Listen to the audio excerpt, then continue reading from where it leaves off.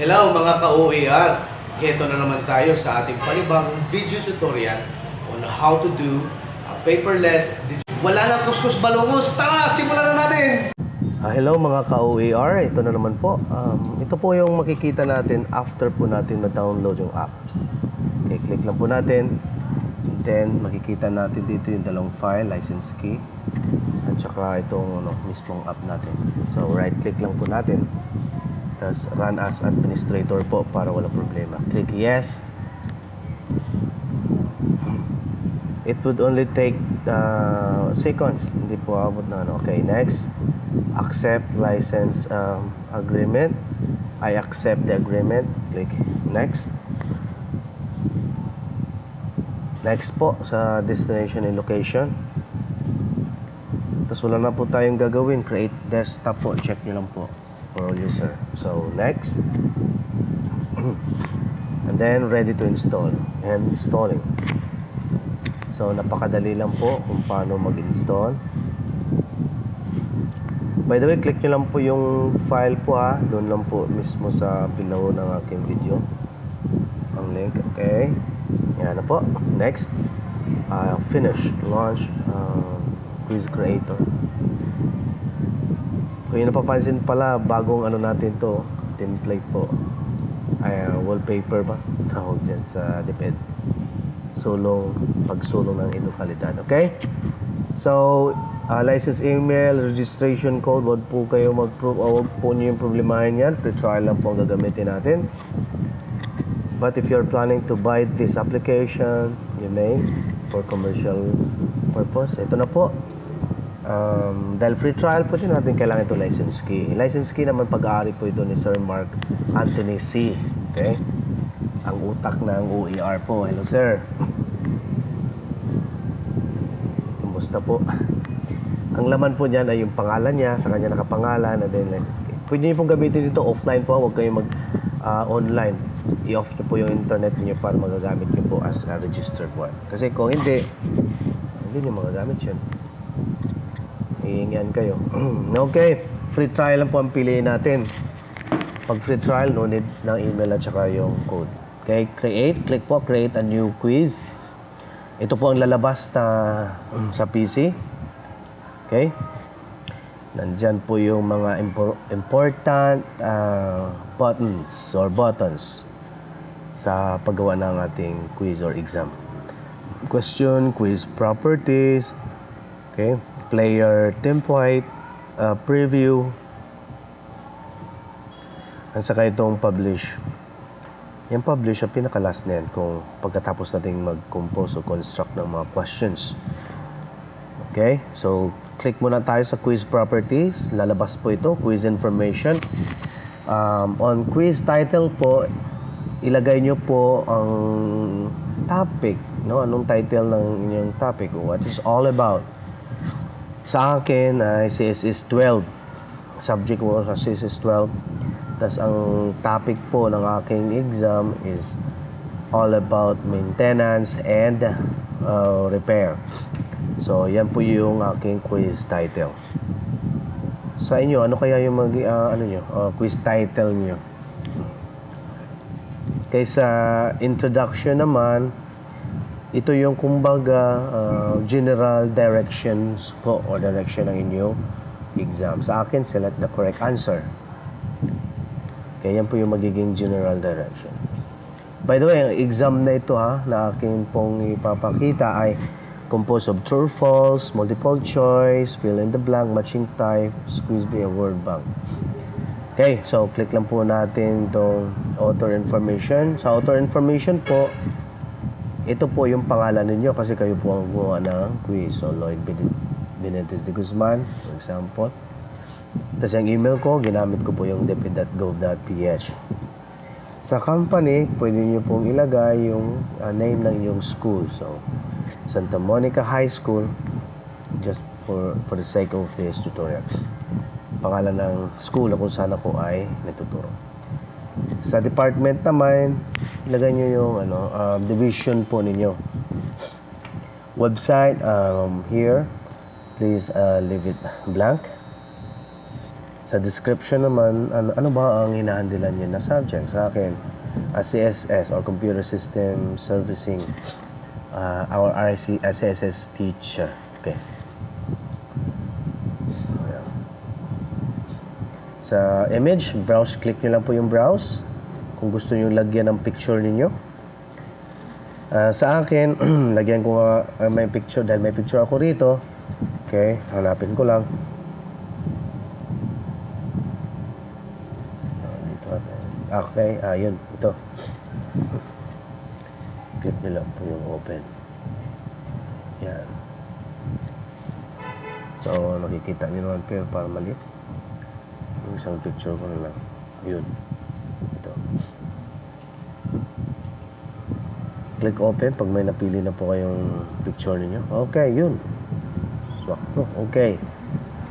Yan. So, sa audio, pwede rin po itong i-add ninyo ha, kung lagyan nyo ng audio.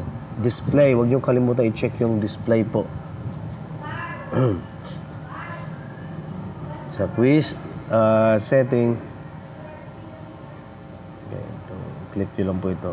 Submit, show, allow, prompt. Okay, huwag nyo po lagyan ng time limit. Uncheck nyo po yun. Proceed po tayo sa quiz result. Sa quiz result naman, ano ba ang inyong masasabi o ang remark ninyo kung sakaling pasado yung learner sa pagtitake ng quiz na ito? Ang default po, yun, congratulations, you pass. Pero, babaguhin ko po ito. Again, kung keep up the good work. Okay? Font size ay... Then, pag masyadong mabilis po, huwag niyo kalimutan i-pause po, ha? Okay. So, dito naman po, pwede natin customize pala. Kung halimbawa bagsak yung estudyante natin, ang overall score niya is bumagsak po. So, yun. Sa akin, sabihin ko, pwede ko sabihin na sorry, you failed. Okay? Huwag yung, di ba, alam na rin natin. Bakit din sabihin? Huwag yung ML pa more, di ba? Mga ganyan. O tala pa more. Sa audio yun, click nyo lang po yung parang speaker na icon, tapos may red na button. Yun po yung sa recording. Okay? Okay. Pwede po yung record sa laptop, pwede po yun, diretso na po yun sa laptop. Okay, pero dahil yung PC ko kasing gamit ay walang mic, so hindi niya siya. Susubukan ko. Ayan na nga, oh. Ayun. Pero kung gamit yung laptop niyo or kung may mic kayo sa PC, pwede nyo magamit ito. Diretso po i-record yung boses. Ang purpose naman nito ay kung sakaling ang learner niyo ay may hearing di ba, problem. So yun, pwede nyo pong magamit. Pero ito, i-attach ko na ito kung halimbawa mayroon tayong recording nito. Kung na-record na natin yung boses natin, pwede rin po yun. I-browse lang po natin. Okay, ganoon lang po. And then, yun. Example nito ay... Okay. So, ito, example lang po ito, ha. Kasi, hindi ko nga na-record yung boses ko, eh. Ayan po. Audio, ganoon. Okay, keep up the good work. Diba, yun yung mga mga remarks na gusto natin para sa mga bata. Okay. So, assuming na may recorded recorded na tawag nito. Remarks. So, yan. Pag sila ay nag-view na ng result, magsasalita na automatically. Keep up the good work pag sila ay pasado. Pero kung bagsak naman, yun yung sasabihin, sorry, you are failed. Okay, proceed po tayo sa quiz setting. So, ang nga pala standard po natin ay tawag nito, ang standard po natin Century Gothic. Ayan, standard po natin na font, So, pwede po kayong pumili kung anong gusto po ninyo. Okay?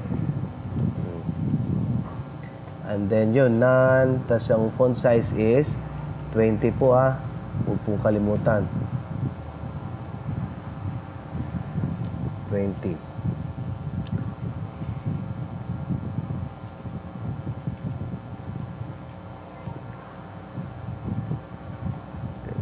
Century content yan po.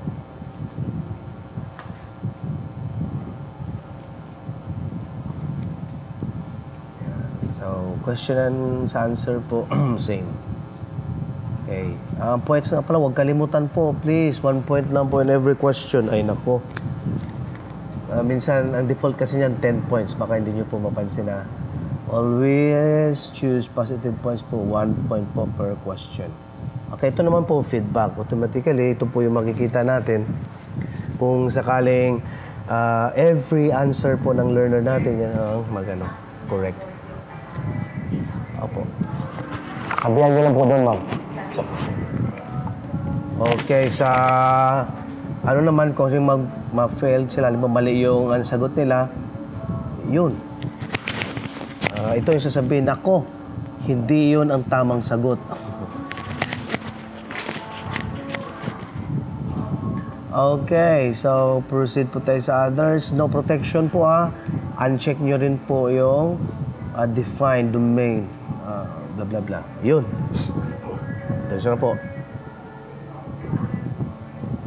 So, tapos na po tayo doon. Proceed po tayo sa player template. Dito naman po, pwede po natin baguhin yung itsura po ng ating quiz or exam. Yun. Pwede ganito. Okay. Pwedeng ganito. Depende po sa sa ating gusto. Okay? Pwede niyo po i-explore ito. Napakarami po mga theme na available. Mga kulay. Okay. Ito. Yan. So, di ba? Nagbabago. According to our preference. So, wag lang po yung masyadong masakit sa mata. Kasi pag masakit sa mata, o gaya nito, di ba? Masyadong makulay. Masakit sa mata yan. Kawawa naman ang mga estudyante natin, learners. So, yun. Mga ganito lang, white, simple. Okay. Dito naman, background settings, so bahala po kayo. Pero basta, huwag po yung masakit sa mata. Okay?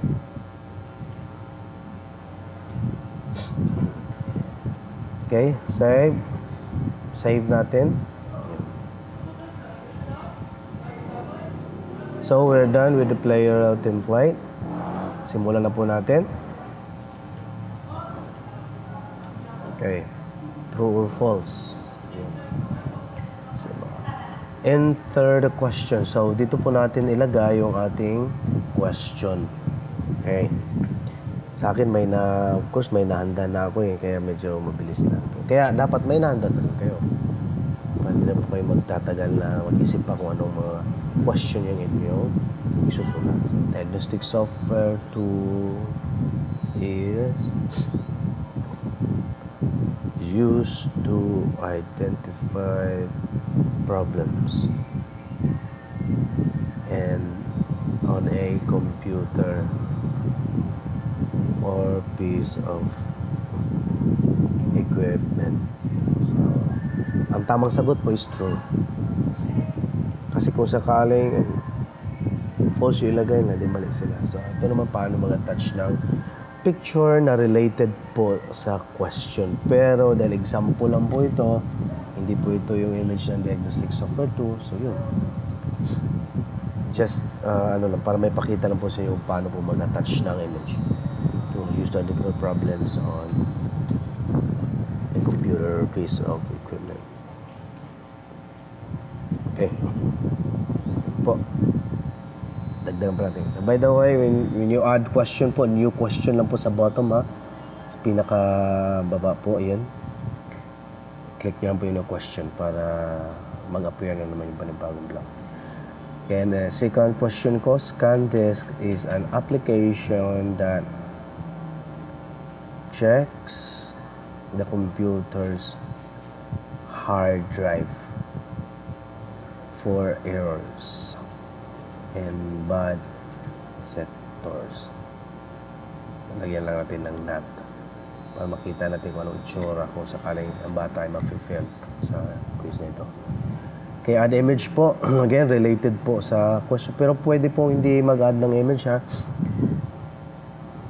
Pero I suggest, mas maganda may image din para din po sa mga visual type of learners. So, false. Kasi nilagyan ko nga ng not. Ito naman, ang speaker icon, kung gusto niyo pong i-record ang inyong question. Okay? Para sa may mga malakas yung pandinig at medyo malabo yung mata. Yun. Para pakinggan na lang nila sa PC o sa tablet. Diba? So, record nyo lang po. Magsalita lang po kayo. So, dito naman, wala nga akong na-record. So, example lang po ito, ha. Hindi po ito yung talagang about sa question. So, pag piniplay mo, yun, magsasalita na siya. Kasi this is not an application that tricks the computers, blah, blah, blah, blah, blah. Okay po? Okay, so inyong mapapansin po, para din po ito sa lahat, para po sa lahat. May mga problema sa pandinig, kasi pwede nga natin mag-record ng boses, basahin lang yung question, then basahin din po yung sagot para sa tuwing sila ay sasagot, yun, maririnig nila kung ano yung kalatisip. Okay, so dalawa lang muna sa true or false, pero pwede po kayong gumawa hanggang 10, hanggang 15 or 20, depende po. O kung true or false lahat, pwede rin po, ha. Ito, minimix ko lang, may halong true or false, multiple choice, para makita niyo kung paano ang gagawin. Okay, kung nyo mapapansin nga, 1 point na, di ba? Sa gilid, sa right side. Okay, for second type of question, which is multiple choice, same, ilagay po natin sa blank na ito ang question natin. Okay, for my third question, sa example for multiple choice, it's used to identify problems in a computer. Piece. So, yun po. Ang sagot dapat 4, di ba? Gaya sa mga regular natin na quiz or exam, di ba? Pag multiple choice, talagang 4, di po pwedeng A and B lang. Okay. Diagnostic software tools. Sa D naman ay format. So, i-check nyo lang po yung tama kung alin po yung tama dyan, ha. So, sa example na ito is letter C. Yun, pwedeng dagdagan ng image nyo naman. Mag-attach ng picture. Okay. Click open. Pindutin nyo lang po yung browse sa right side. Okay, next. New question for multiple choice. A small built-in program which allow users to perform basic diagnostic routines on their system.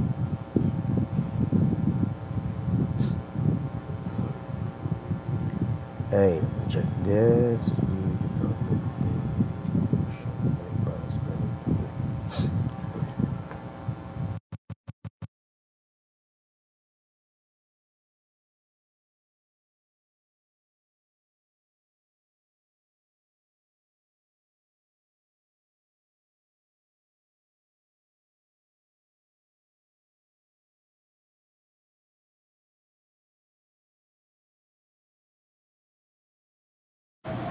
Okay, attach natin yung image.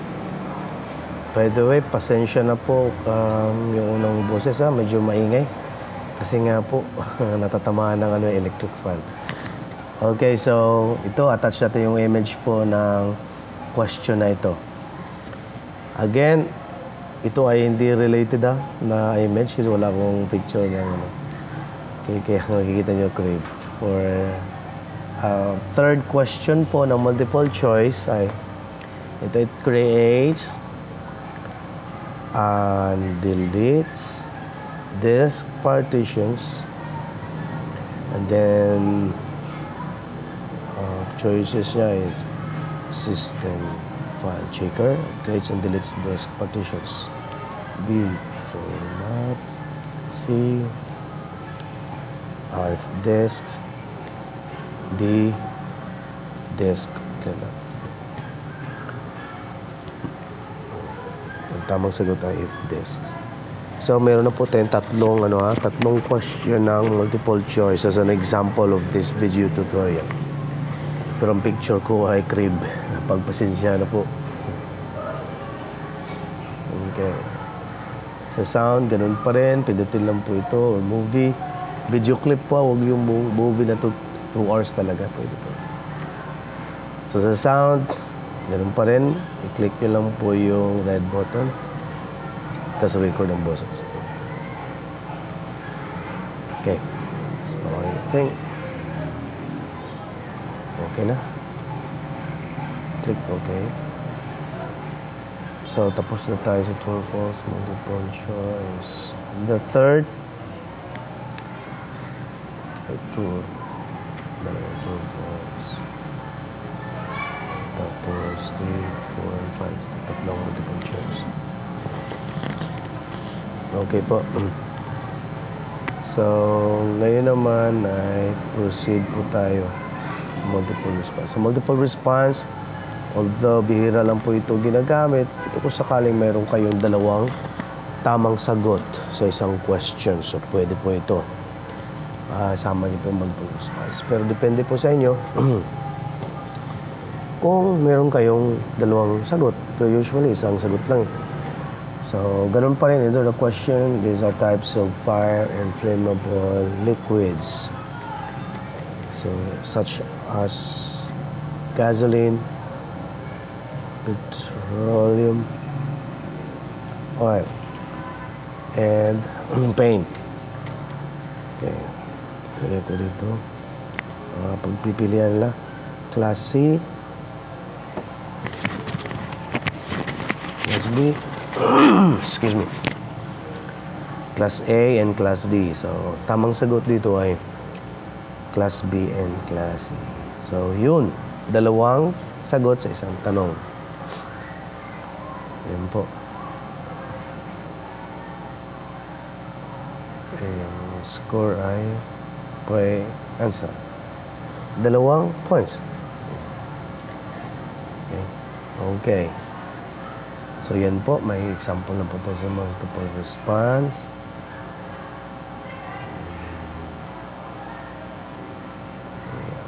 One, two, three, 4, 5, 6, 7. Bakit 2 points? Kasi dalawang sagot at sinelect ko yung answer. Points by answer. So, dalawa. Pero click ko yung points by question. So, isa lang. Ganun lang po. So, depende na po sa inyo. Okay, proceed po tayo sa fill in the blank. Fill in the blank is fill in the blank, parang ano siya? Para siyang definition, kumbaga. Kasi lalagyan nila ng sagot yung blank. Enter the question. So, yun pa rin. It refers to any kind of malicious codes, objects, or content that infiltrates your computer, resulting in damage and causing your system to act in an undesirable manner. Okay, so isang sagot lang po, malware. Malware. Pag ibang sinagutan nila, iba yung sagot nila, mali. Pwede lagyan ng sound, okay? Pwede mo i-record, basahin yung question para sa mga learners na medyo mas mas matalas yung kanilang pandinig, no? Kasi with poor eyesight, so yun. Kung sakaling may na-record na kayo, sabi ko nga kayo, pwede nyo record yung boses nyo sa cellphone, tapos attach nyo lang dito, pwede po yun. Tapos image, yun. Ganun pa rin po. So I think it's good. Next. Second question for fill in the blank. It optimizes of space on disk. Diba? So, tamang sagot po. Isang sagot lang po dito ha. Para wala na ibang sagot. Kundi defragmentation. So, yun po. Di ba? So, meron na tayong dalawa. Okay, tatlo. Pangatlong question for fill in the blank. This card is installed inside PC and is responsible for determining the quality of the visuals output by the computer. Touch ng image. Ganun pa rin, right side. Sample na ito, wala akong image ng question na excuse me. Excuse me po. Naubo na tayo. Okay. So, dalawang true or false, multiple choice, tatlo, plus multiple response, dalawa. Fill in the blanks, tatlo. 1, 2, 3, 4, 5, 6, 7, 8, 9, 10. 6, 7, 8, 9, 10 points. Excuse me po. Okay. Next type of question is matching type. Di ba yung usually matching type is parang connect the dot, kumbaga. Okay. So, sa enter the question, hindi po question yung ilalagay natin dito pag matching type yung natin type of question. Kundi direction po. Directions. Match the given statement from left to right. Kasi nga, dalawang column yun di ba? Column A or column B. Again, kung ang ibibigay mo na question ay lahat matching type, up to 20, pwede rin po. Again, sabi ko nga, from this example, pinapakita ko lang kung paano gagawin yung true or false, multiple choice, fill in the blank, matching type, kaya halo siya. Pero actually, pwede mong gawin isang di ba? True or false lahat. Quiz mo or exam mo, multiple choice. Pero pag sa exam kasi, di ba, dapat may silang different type of questions. Okay. Match the given statement from column A to column B. Ito po. Choice. It refers to a list of the key components that make up the computer. Ang tamang sagot po ilagay niyo po yung tamang sagot kagad. Dito refers to blah blah blah, sagot niya is specs. Bahala na po sa system o yung application na mag-shuffle po ng sagot nila. Maintenance utility that is include the Microsoft Windows OS designed to free up space on hard drive. Tapos yung sagot niya ay disk cleanup. Okay, for the third software,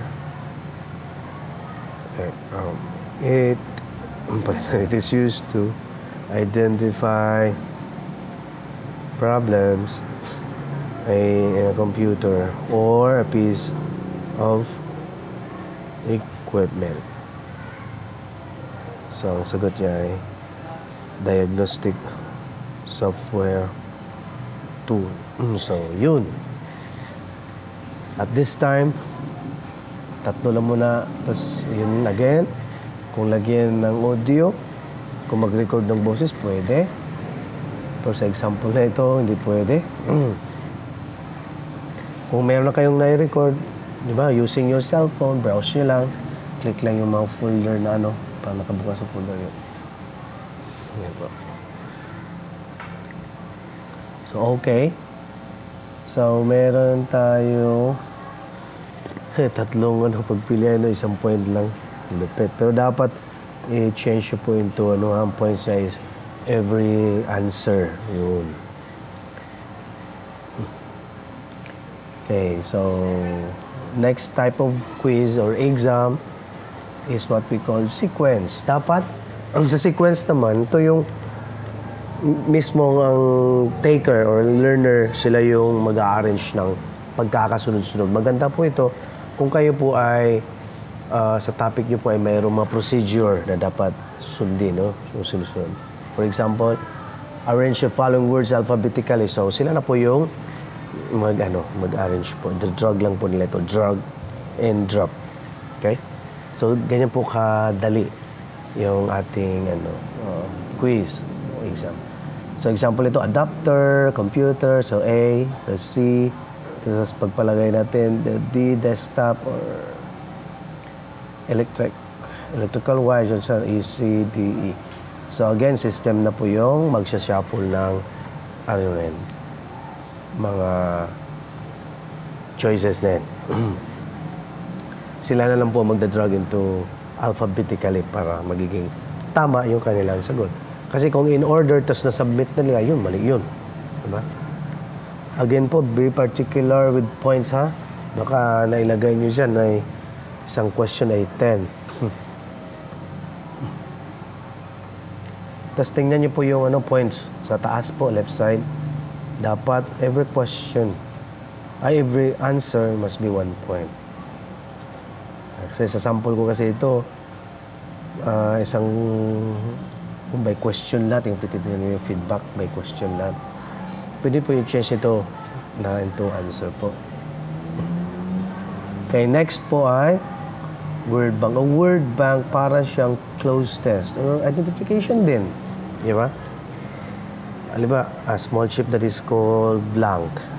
It is the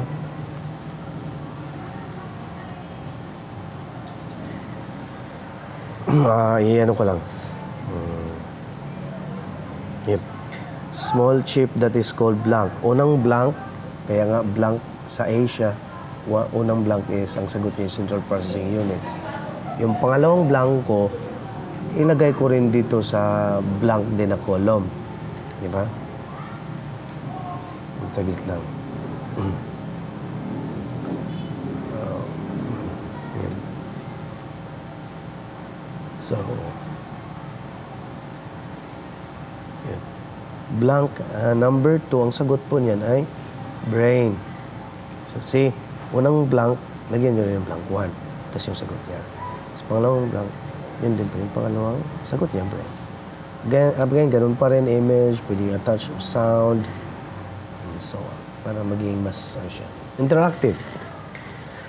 So, at this point in time, meron tayong word bank. Ito lang muna yung mga common na questions or type of quiz or exam na ating ginagawa. Di po ba? Kasi itong old map na yan, yung last 3 type of questions, it requires, especially yung old map, it requires skills. So, you should know, you should know how to edit in Photoshop. Kung ano natin. So, kaya, yun, as of this video tutorial, ito lang muna mga common natin na ginagawa. Kasi itong old map na yan, itong essay, tas itong blank page.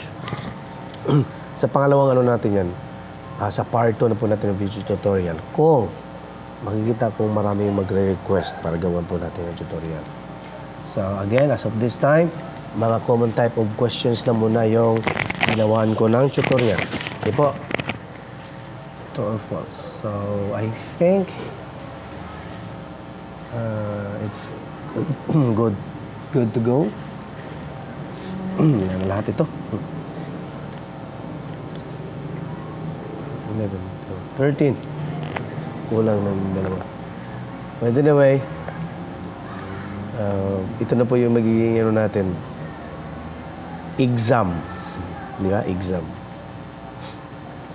Dalawa, tatlo na muna yung binibigay ko mga sample kasi abutin tayo ng siyam-siyam. Okay? Importante naman ay nagawa natin ng napakita sa iyo kung paano gawin in every type of question. Okay, publish na natin. Click lang po yung publish. Pagpipilian, web. Okay, unahin natin itong web. Publish na may computer web. Ang web na ito, gagamit po siya ng browser like Chrome, Microsoft Explorer, or Edge. Okay, click nyo lang po yung publish. Wala lang po kayong gagawin. Pero I suggest, Microsoft Edge. Okay, view the quiz. Or pwede nyo i-open the folder. So, view the quiz, automatically, diretso siya sa browser. Pag view, open the folder, pupunta siya sa sa address niya. Saan nyo siya nilagay. Quiz, right-click nyo po. Huwag po itong Chrome kasi mag-update pa kayo ng yan. Flash.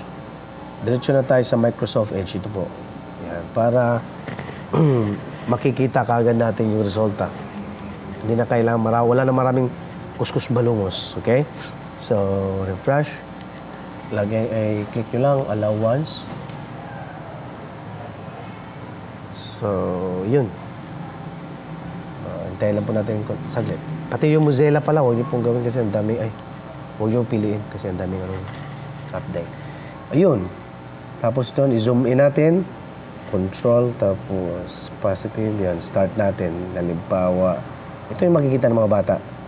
Diagnostic software tool is used to identify problems in computer piece. Okay, true. Click na submit. Boom. Feedback, automatic feedback, correct. So, nalalaman kagad nila kung tama o mali ang kanilang sagot. So, tingnan nyo, nagpi-play pa kung kayo ay mayroong na-record na boses. Scan this as an application that checks the computer's hard drive for errors or bad sectors. So, tamang sagot po ay K4. Submit. Correct. See? How interesting it is. Malalaman kagad nila yung feedback kung tama bang pagsagot nila or mali. It is used to identify problems in a computer piece of equipment. Okay. Pili sila antivirus, detector, diagnostic. Okay. Submit. Boom. Correct. Next question. Small built-in program pero nakalagay sa picture ay cream. Pasensya na po. Pero dapat related na image siya. Perform basic. Okay, small built-in program. So, check this, documentation, system file. Okay, tamang sagot po ay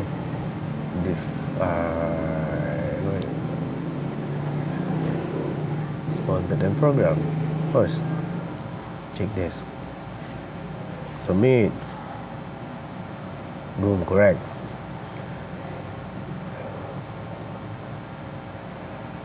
It creates and deletes disk partitions. System file checker, format, if disk, or disk cleanups. Okay. Tamang sagot po ay if disk. Submit.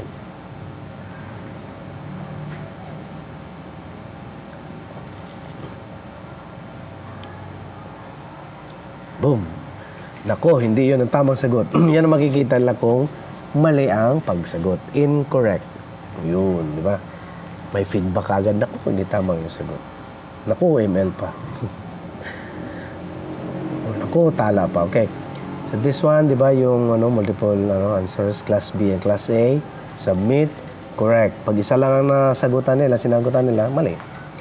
Ito naman yung parang identification or definition, ba?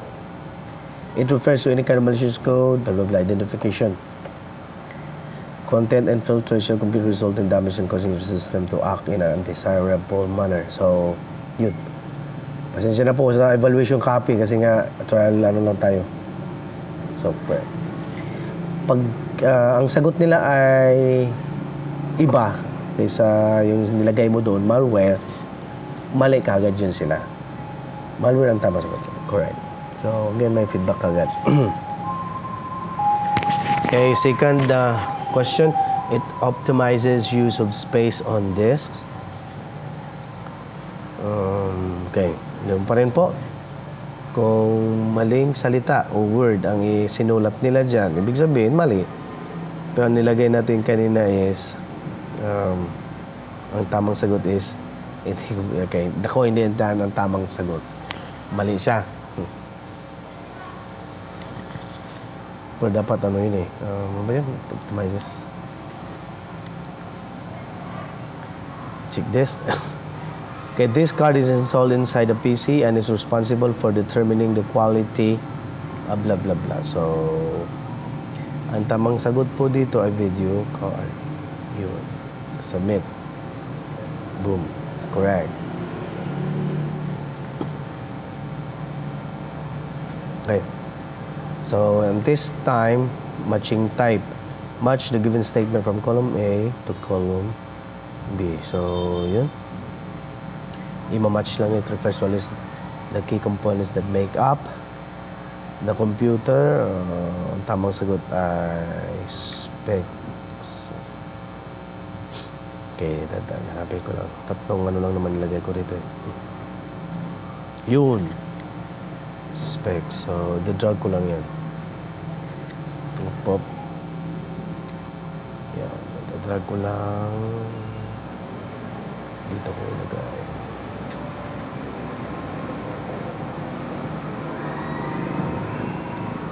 So, may hand and eye coordination na nangyayari. Habang hinahawakan ng bata, tapos dinadrag niya. So, it gives an interesting one for learners. Kaya drag ko lang yung specs. Yun. Diba? Parang puzzle lang. Piece of puzzle. Okay.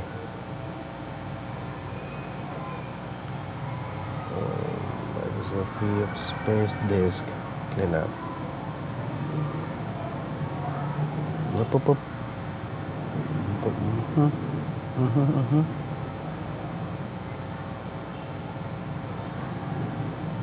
Yeah. Boom. That's followed by diagnostic software 2. Okay. Submit. Correct. Okay, next. Ito na arrange the words, words alphabetically. So, adapter, A, alphabetically daw eh. The next is computer. Next is desktop and electrical wire. So, yan. ACD. Submit. Correct. Last question. Yun. A small chip that is called Central Processing Unit. Boom. The first blank. Imagine pag may 10 blank kayo dyan. Second blank is the brain. Submit. Correct. Boom. Makikita natin yung result. Keep up the good work. Ito na yung ano natin kanina. Yung remarks. So, pwede natin i-print yung result. Connected ka sa printer ninyo. Okay. Tapos tingnan nyo, pwede nyo pa nilang ma-review, di ba? Passing score, 13. Okay, so review feedback. Ito na yung ano, sabi kong pwede po nilang i-review yung mga kanilang sagot o kung saan sila nagkamali. Of course, para ma-master talaga nila, di ba? Para malaman nila kung ano yung tamang sagot. Imagine ninyo, pag sabihan nyo yung mga bata, di ba? Okay, class, kindly review your answer. So, yun. Napakagandang application po ng OER. Hatid sa atin ng OER po. A result. Keep up the good work. So, nandiyan na lahat. Nakikita rin kung ilang minuto yung pag-take. This is an example for web. Kung pinablish nyo siya sa web. Ngayon naman, of course, subukan natin itong skip tayo sa LMS na diretso tayo sa CD or XZ. Ibig sabihin, dapat yung flash player niyo ay updated. Publish. Click kagad yung publish. Boom. Yun. Pwedeng view kagad yung quiz. Keep run lang kasi hindi naman virus yan. Tayo ang gumawa niyan, di ba? Matik na yan kay SMADAB na considered as parang virus threat, pero hindi po. Dahil application nga siya, di ba? Kaya wala pong pinagkaiba kanina sa web po. Kung na-publish po natin yung exam or quiz sa web, Kung ano yung nakikita natin, ganun din po sa CD/exit sa application. So, yun. Di ba yung feedback niya? Kung mali ang iyong sagot. Okay. Submit. Okay. Implementation, blah, blah, blah. Check this. Submit. Tama. Okay. If this, submit. Okay. PNA. Ba, yun yung sagot natin. Submit. Tama. Malware. Submit. Tama. If this. Mali. Diba may remarks din talagang, nako, hindi tama ang iyong sagot. Video card. For matching type, yun na nga. Drag ko agad si specs. Yan, para mabilis. Centrality. Drag, boom. Boom, connect lang yan. Submit. Tapos, yan. Adapter, computer. There's desktop, electrical wire. Submit. Tapos yan. Central processing unit. Brain. Submit. So, result. Yun. Keep up the good work. So, review. Ganun pa rin po. Pwede pa rin, pwede rin nilang review. So, third naman ay papakita ay yung print. Kung gusto i-print as a Word or Excel po, pwede rin po yun. Medyo traditional natin na exam, di ba? Or quiz, papel. Gusto talaga natin may nahawakan tayo at manumano mag-check. Yun, so pinakalas po, Word, Excel. Click nyo po yun. Word, Excel, publish. Publish yung quiz, view, quiz, Word, boom. Yan na. See, kung yung nakikita, may with picture pa yan, ha? Tapos may, rin sila, space din para sagutan yung mga tanong in every question po. For example, true. Pero hindi po ito, pwede naman itong di ba kung sa papel naman ay steady lang yung line na yan. Siyempre dito automatic na kaagad may linya. Okay. So, yun. Ito ay manumanong pag-check. Gusto talaga natin may hinawakan tayo. May hinawakan tayo na sa pag-check natin. Okay. May mga traditional type natin. Wala namang problema. So, pwede nyo rin po ito, kumbaga personalized. Lagyan ng, di ba, yung usual question, usual exam natin. Lagyan natin ng name. Okay. Name. Blah, blah, blah, blah. Tapos, lagyan din natin dito sa ng score para personalized type siya. Okay. Tapos, yun. Section kaya. Well, in fact, pwede rin natin i-attach itong logo ng school ninyo. O pangalan ng school, pwede natin lagyan sa taas. Insert. Oops. Click lang natin itong behind. Okay. Palitin natin lagyan sa gitna. Yun, di ba yung talagang format ng exam sa papel, di ba? Yeah. Nako, napakadali na lang talaga yung natin ngayon. Paperless, indeed. Digital examination system. So, yeah, Republic of the Philippines, the division of, that's name ng school. So, that's it. Thank you for watching. Okay po, save natin. Saan natin gusto i-save? Thanks for watching.